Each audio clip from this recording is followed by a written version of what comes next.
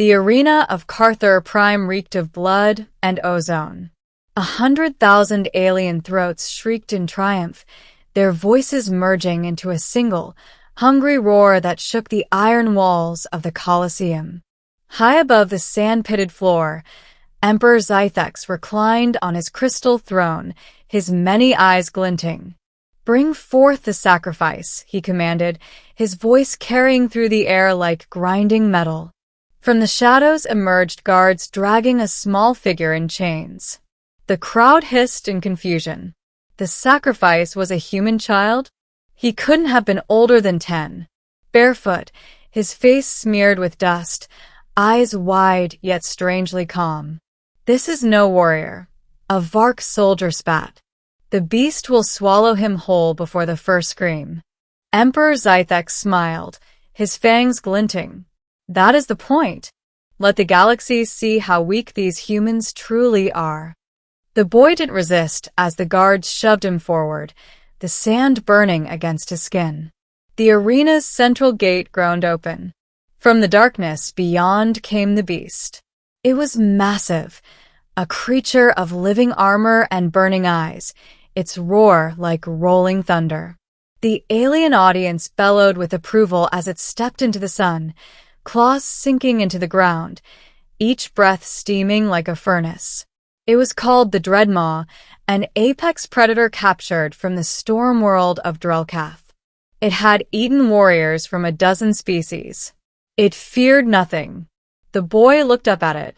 His name was Eli. The crowd waited for him to scream. Instead, Eli took a step forward.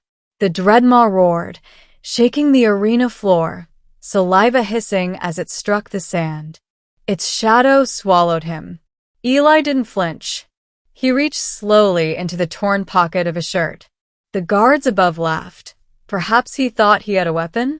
A stone? A pitiful trick? What he pulled out was a small, half-crushed metal sphere. He pressed it once. It beeped softly. And then he whispered, not in fear, but in a voice barely above the wind. "Easy, boy. I'm not here to hurt you." The crowd jeered. The beast lunged, and then it stopped. One massive claw hovered inches from Eli's head, trembling, the sand beneath it cracking from the pressure. The Dreadmaw's molten eyes locked on the boy. Its nostrils flared. Something rippled through the air, a low-frequency hum only the beast seemed to hear. Eli raised the metal sphere again, thumb pressing it twice this time. The sound changed. A pulse layered beneath the noise of the cheering crowd. The Dreadmaw's breathing slowed. The alien audience went silent. On the balcony, Emperor Zythex leaned forward, his claws gripping the railing. "What is happening?" None of his advisors answered. Down in the arena, the boy slowly walked toward the beast. The Dreadmaw, destroyer of armies, the creature that had slaughtered gladiators by the dozens, was backing away. Its massive head lowered. The boy touched its snout. Gasps echoed from the stands like gunfire. "No," the Emperor whispered. "This is impossible." But it was happening. The Dreadmaw was kneeling. Eli stroked its armored scales gently. The sphere in his hand emitted another faint pulse, one humans called a neurocom emitter. It was banned technology in most systems because it didn't just pacify, it bonded. It spoke directly to a creature's primal brain, syncing its instincts with the user's biosignature. To the Dreadmaw, Eli was no longer prey. He was pack. The beast growled low, not in rage, but in submission. And then, in front of 100,000 alien eyes, it bowed fully before the boy. The silence that followed was heavier than any roar.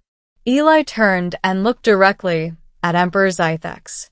"My father," he said, his voice steady, "was a scientist on Drelkath. He studied these creatures before your hunters slaughtered them.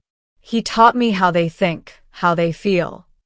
The Emperor's many eyes burned with fury. "This is not possible," he snarled. "It is a beast. It cannot be tamed." Eli climbed onto the Dreadmaw's back.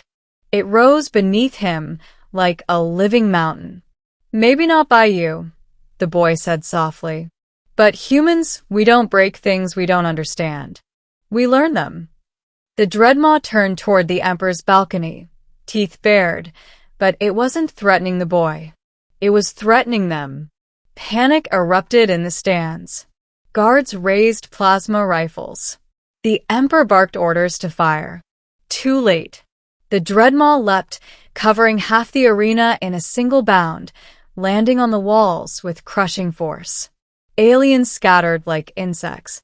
Eli held on tightly, guiding it with nothing but calm pulses and whispered words. The rifles fired, but the beast's armor deflected the blasts like rain on stone. The Emperor stumbled back as the Dreadmaw landed on the royal balcony, claws cracking marble, its roar shaking the sky itself. It didn't strike. It simply stood there, between Eli and the throne, daring anyone to approach. The boy's eyes locked on the Emperor. "You wanted a spectacle," Eli said. "Here it is." Across the galaxy, the broadcast screens showed it all. The child. The beast. The Empire humiliated before billions. And above it all, a single image, the Dreadmaw bowing again, not to an emperor, but to a human. By nightfall, the story spread faster than hyperdrive relays could carry it. Whispers turned to fear. Fear turned to rebellion. Worlds that had bent the knee to Zythex's empire for centuries began to question. If a human child could tame the Dreadmaw, what else were they capable of? Eli didn't stay to answer. He rode the beast through the shattered gates of the Colosseum, disappearing into the wilds beyond. But the image burned itself into history. The day the galaxy learned that humans were not prey.